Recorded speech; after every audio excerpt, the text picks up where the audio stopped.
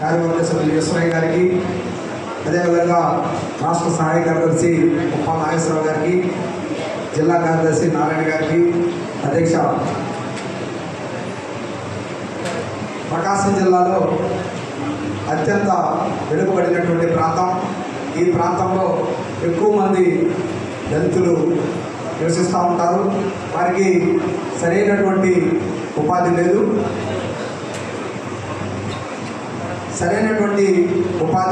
వారికి ప్రత్యేకమైనటువంటి ఒక కంపెనీ లాంటి ఎగ్జాంపుల్ చూసుకుంటే దళితులకు కావాల్సినటువంటి లెదర్ ఫ్యాక్టరీలు, అదేవిధంగా వారికి కావాల్సినటువంటి పామూరులో నిమ్స్, ఇటువంటి ప్రాజెక్టులు ఏర్పాటు చేసి ఆ యొక్క వర్గాలకు ఎవరైతే ఉన్నారో వారికి ఉపాధి కల్పించడం ద్వారా ఆ కుటుంబాలు అభివృద్ధి వైపుకి వెళ్తూ ఉంటాయి.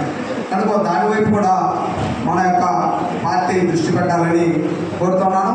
అదేవిధంగా చూసినట్లయితే ఈరోజు మన రాష్ట్రంలో అత్యంత దయనీయమైనటువంటి పరిస్థితులు నెలకొంటూ ఉన్నాయి. ఈరోజు ఏ పార్టీ అధికారంలో ఉన్నప్పటికీ, అది వైఎస్ఆర్ అయినప్పటికీ, తెలుగుదేశం అయినప్పటికీ, దళితుల్నే టార్గెట్ చేసుకొని ఈరోజు పట్టడం, చంపడం, గ్రామ బహిష్కరణ చేయడం.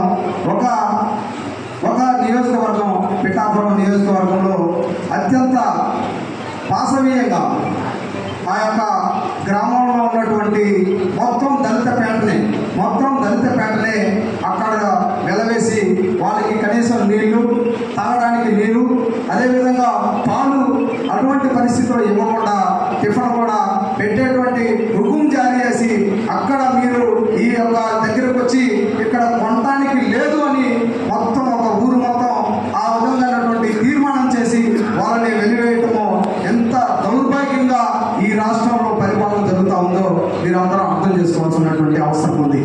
అదేవిధంగా నిన్నగాక మొన్న తెనాలిలో చూసినట్లయితే ముగ్గురు యువకులు, ఇద్దరు దళిత వర్గానికి చెందిన వారైతే మరొకరు ముస్లిం వర్గానికి చెందినవారు. వాళ్ళు ఏమన్నా రౌడీలా, గుండాలా? ఎవరైతే రౌడీలుగా ఉంటున్నారో, ఎవరైతే గుండాలుగా ఉంటున్నారో వాళ్ళని మాత్రం పెద్దపీట వేసి ఈరోజు వాళ్ళని అందరం ఎక్కిస్తూ పేదలు, అట్టడు వర్గాలు ఎవరైతే ఉన్నారో వాళ్ళని కిందకి నెట్టేటువంటి పరిస్థితి ఈ రాష్ట్రంలో చూస్తూ ఉన్నాం. పవన్ కళ్యాణ్ చూసినట్లయితే అధికారంలోకి రాకముందు ఈ రాష్ట్రంలో మొత్తం వ్యభిచారం జరుగుతుందని చెప్పాడు. కానీ ఈరోజు అధికారంలో పదవి ఎక్కిన తర్వాత వాటి గురించి పట్టించుకున్నటువంటి దాఖలాలు లేవు. ప్రెస్ మీట్లు పెడుతున్నారు, ఎక్కడ వ్యభిచారం జరుగుతుందో చూపిమని అడుగుతున్నారు, కానీ ఆయన నోరు మెదపడం లేదు. అదేవిధంగా చంద్రబాబు నాయుడు చూసుకున్నట్లయితే 27 పథకాలని పునరుద్ధరిస్తాను, వైసీపీ ప్రభుత్వం ఏదైతే నిర్వీర్యం చేసిందో 27 పథకాలని, ఆ 27 పథకాలని నేను పునరుద్ధరిస్తానని చెప్పి ఈరోజు సంవత్సరం గడిచినప్పటికీ ఆ పథకాలను పునరుద్ధరించలేదు. తల్లికి సూపర్ 6 పథకాలు పెట్టాడు.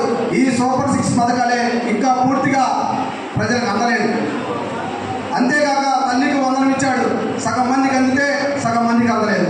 ఈరోజు చూసినట్లయితే ఆ యొక్క తల్లిదండ్రులు ఎవరైతే ఉన్నారో వాళ్ళు ఆ యొక్క అప్లికేషన్లు పెట్టుకొని సచివాలయాల చుట్టూ గంటలు తిరుగుతూ ఉన్నారు. ఒక సచివాలయానికి వెళ్ళినట్లయితే ఆ సచివాలయంలో ఉన్నటువంటి ఒక అధికారి ఏమంటాడంటే ఇది లేదు, అది తీసుకురాని అంటాడు. వాడు మళ్ళీ స్కూల్ దగ్గరికి పోతాడు, ఇది అవసరం లేదు నేను నీకు మళ్ళీ వాడు స్కూల్ వాడు చెప్తాడు.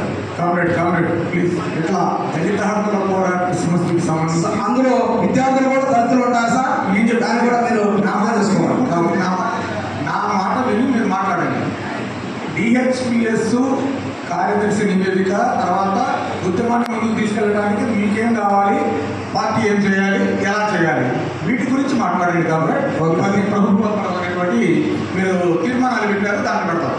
ఓకే, ధన్యవాదాలు. అదేవిధంగా ఈరోజు చూసుకున్నట్లయితే ఆ 27 పథకాలను పునరుద్ధరించాలని కోరుకుంటూ ఉన్నాము. అదేవిధంగా దళితులకు కావాల్సినటువంటి కంపెనీలు పెట్టి వారికి కావాల్సినటువంటి ఉపాధి కల్పించాలని, అదేవిధంగా ప్రతి నియోజకవర్గంలో ఒక డిహెచ్పిఎస్ ఒక కార్యకర్తని అభివృద్ధి చేయాలని ఆ నియోజకవర్గ కార్యదర్శుల్ని అభ్యర్థిస్తున్నాను. అంతేకాకుండా జిల్లా కేంద్రంగా జిల్లా కేంద్రంగా డిహెచ్పిఎస్ ఉండి నారాయణ గారు నిన్న చెప్పారు. డిహెచ్పిఎస్ జిల్లా కేంద్రంలో ఉండే విధంగా నాకు కొంత ఇంటికాడ ఎసులుబాటు లేనప్పటికీ ఉన్నంత మేరకు నేను జిల్లా రాష్ట్ర కమిటీ పిలుపు మేరకు నేను జిల్లా కేంద్రానికి